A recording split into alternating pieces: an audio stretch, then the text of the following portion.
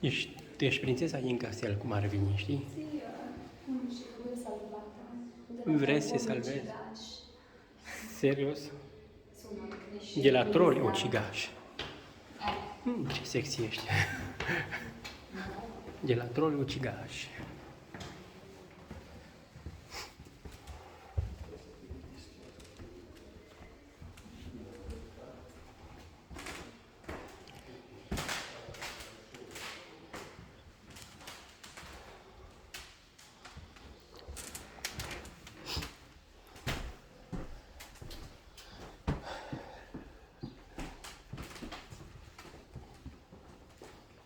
Aici e în temnița plăcerilor.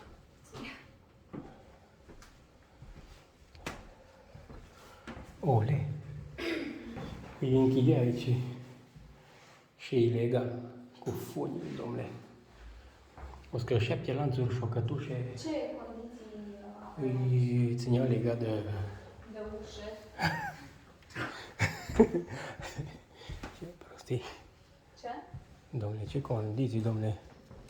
Vezi că aici ai niște mică care a făcut fără de legi. Serios?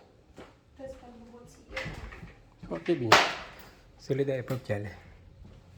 Am înțeles, adică cum? Adică cum? Furi așa și îți faci de cap?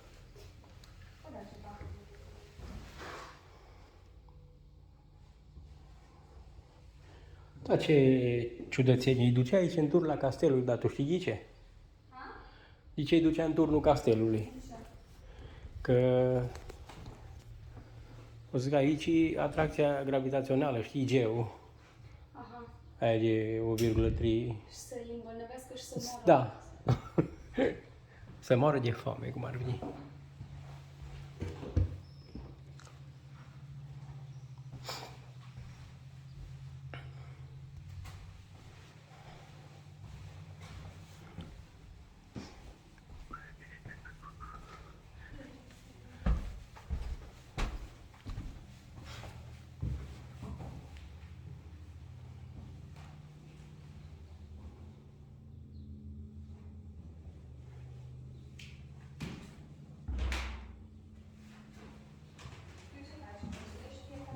Da.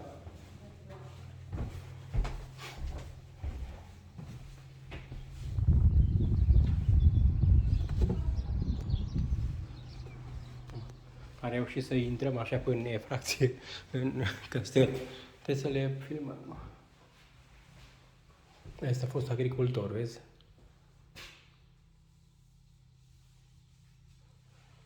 Eu ți-am spus că eu ținut aici până eu încarcerat așa 71 de zile în 1859. El e mort, but no. Bănuiesc că nu numai că e om încarcerat, dar e și bătută. O leacă. Că profilul nu se ocupa de...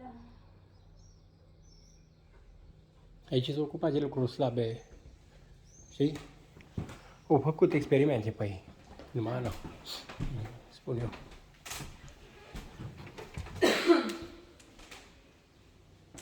Vezi, cu cămașile astea de forță îi lega bine în cămașe. Să nu le trebuiască Da. poftă de viață.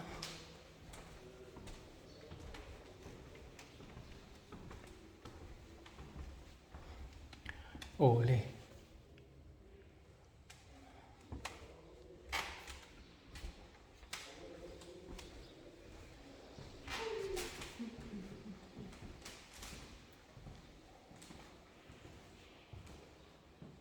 The police.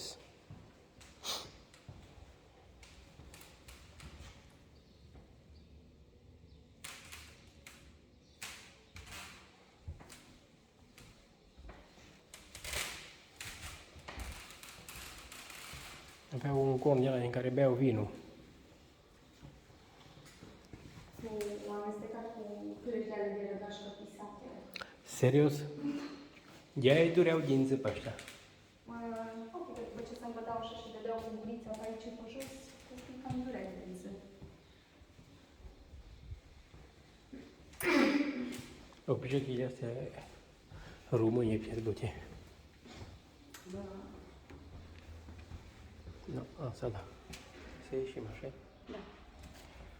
Vedem ce mai este de sus.